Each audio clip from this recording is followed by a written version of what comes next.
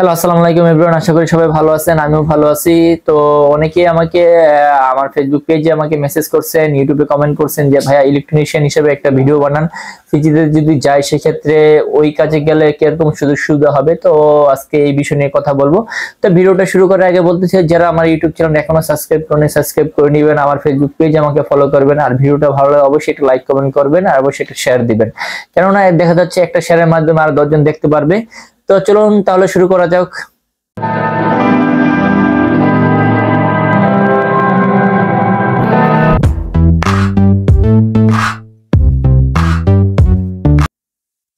তো অনেকে জানতে চাচ্ছেন যে ভাই আমি যদি ফ্রিতে ইলেকট্রিশিয়ান হিসেবে কাজে যাই সেই ক্ষেত্রে ওখানে গেলে আমাকে কিরকম স্যালারিটা দিবে, কি কি সুযোগ সুবিধা পাবো। তো অনেকেই জানতে চাচ্ছেন, আমি পুরোপুরি আপনাদের এই ভিডিওর মাধ্যমে পুরোপুরি বিস্তারিত বলে দিব।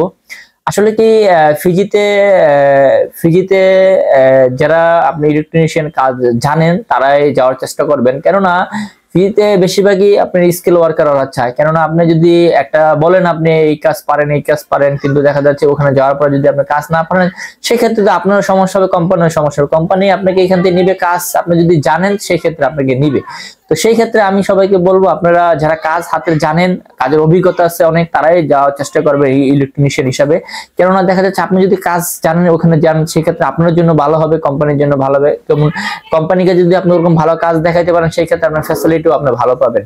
আসলে কি ইলেকট্রিশিয়ান হিসেবে যদি যারা যারা ওখানে আছেন, আমি জানি সবাই ভালো আছেন, আর যদি যারা যাবেন আসলে অনেকেই জানেন না ফিজিতে বেসিক কয় ঘন্টা কাজ হয়, কত কিভাবে স্যালারিটা দেয়, আপনার কত ঘন্টা কাজ করলে দিনে কত ঘন্টা কাজ করতে হয়। তো আমি পুরোপুরি আপনার এই ভিডিওর মাধ্যমে সবকিছু বলে দিই।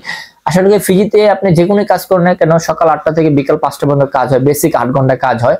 তো সেই ক্ষেত্রে আপনার এখানে দেখা যাচ্ছে আপনাকে টি ব্রেক একটা দিবে, কোনো সময় দেখা যাচ্ছে কোনো, এটা কোম্পানির উপর ডিপেন্ড করে কোন সময় দিবে, এটা কোম্পানি আপনাকে বলে দিবে। সকালে এটা 15 মিনিট, এটা কোম্পানির পক্ষ থেকে যায়। আর বাকি যেমন লাঞ্চের যে এটা 1টা থেকে 2টা পর্যন্ত এটা কোম্পানি, এটা আপনাকে দিবে, কিন্তু কোম্পানি দিবেন এটা আপনার পক্ষ থেকে যাবে। তো বেসিক সকাল 8টা থেকে বিকাল 5টা পর্যন্ত কাজ করলে আপনার 8 ঘন্টা ডিউটি হয়। তো আপনি যদি ফিজিতে কাজ করেন সেক্ষেত্রে আপনি 1 ঘন্টা কাজ করলে আপনি 1 ঘন্টায় টাকা পাবেন। ফিজিতে ঘন্টা হিসেবে স্যালারিটা দেয়। দেখা যাচ্ছে আপনি আজকে 5 ঘন্টা কাজ করলেন, আপনি 5 ঘন্টায় কাজ করবেন, কিন্তু আপনি 8 ঘন্টা কাজ করলেন, আপনাকে 8 ঘন্টায় আপনাকে স্যালারি দিবে। এখন দেখা যাচ্ছে এটা যদি 8 ঘন্টার পরে যদি কোম্পানির যদি কাজ থাকে সেই ক্ষেত্রে আপনারা চাইলে ওভারটাইম করতে পারবেন। ওভারটাইম করলে সেই ক্ষেত্রে দেখা যাচ্ছে ওই দেশে যে আইন আছে, ল আছে, ওই ল অনুযায়ী আপনাদেরকে ওই ওভারটাইমের টাকাটা পে করা হবে। তো তো এটা দেখা যাচ্ছে কোন কোম্পানি কাজ থাকলে ওভারটাইম করে, কোন কোম্পানির কাজ না থাকলে ওভারটাইম করে না। তো সেই ক্ষেত্রে আপনি বেসিক যদি আপনি 8 ঘন্টা করে কাজ করেন, দেখা যায় সপ্তাহে আপনি 48 ঘন্টা কাজ হয়। আপনি ফিজিতে যে কোনো কোম্পানিতে যান না কেন আপনি 48 ঘন্টায় কাজ করতে হয়, কেননা তাদের কন্ট্রাক্ট ফর্মে লেখা থাকে, যেরকম যে এক একজনের এক এক ভাবে লেখা থাকে।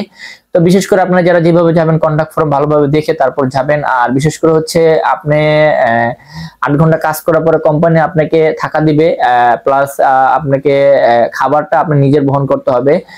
আর আর ওখানকার যেমন আপনি কোনো যদি সরকারি, ওই দেশের সরকারি যদি ছুটি থাকে সেই অনুযায়ী সরকারি ছুটিটা আপনারা পাবেন। সেই অনুযায়ী আপনি যদি সরকারি ক্ষেত্রে মানে সরকারি পক্ষ থেকে যদি কোনো সরকারি ছুটি থাকে সেই ক্ষেত্রে আপনি ওই ওই দিনের 8 ঘন্টা ডিউটির টাকাটা আপনি পাবেন। এখন দেখা যাচ্ছে আপনাকে কত টাকা স্যালারি দিবে ঘন্টা।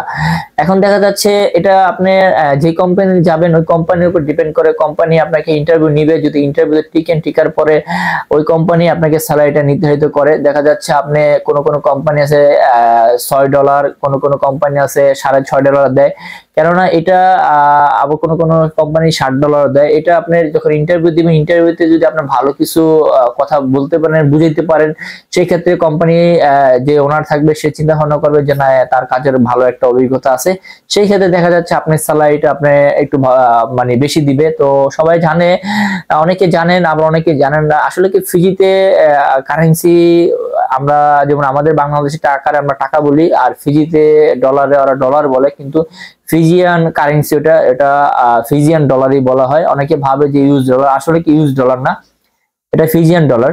তো ফিজিয়ান ডলার বর্তমানে বাংলাদেশে $1 কনভার্ট করলে দেখা যাচ্ছে আপনার 51 টাকা, 52 টাকা, 53 টাকা চলতেছে এখন। এটা এক এক সময় এক এক রেট হয়, রেট ওঠানামা করে। তো এখন বর্তমানে ধরেন 53 টাকা করে চলতেছে।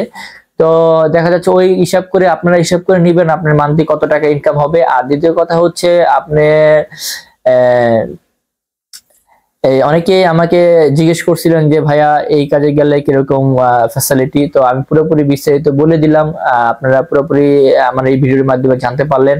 আর দ্বিতীয় কথা হচ্ছে যারা এইসব কাজে যাবেন, যদি আমার মাধ্যমে যেতে চান অবশ্যই আমাকে আমার হোয়াটসঅ্যাপ নাম্বারে আমাকে যোগাযোগ করবেন অথবা ফেসবুক পেজে আমাকে মেসেজ দিবেন। আর আরো যদি বিস্তারিত জানতে চান অবশ্যই আমাকে ফেসবুক পেজে আমাকে মেসেজ দিবেন। আর দ্বিতীয় কথা হচ্ছে আপনারা আরেকটা আমরা বিষয় নিয়ে কাজ করতেছি, যদি এটা হয়ে যায় আমাদের বাংলাদেশি ওয়ার্কারদের জন্য ভালো একটা সামনে সুখবর আসবে।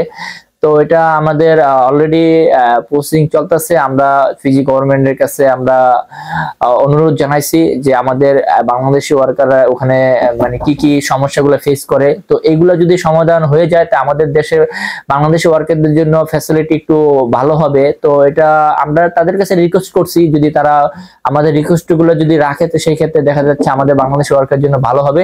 তো আমরাও চেষ্টা করে যাচ্ছি। তো সবাই জানতে চাচ্ছিলেন, তো পুরোপুরি বিস্তারিত বলে দিলাম। তো আজকে এই পর্যন্ত, সবাই ভালো থাকবেন। খোদা হাফেজ।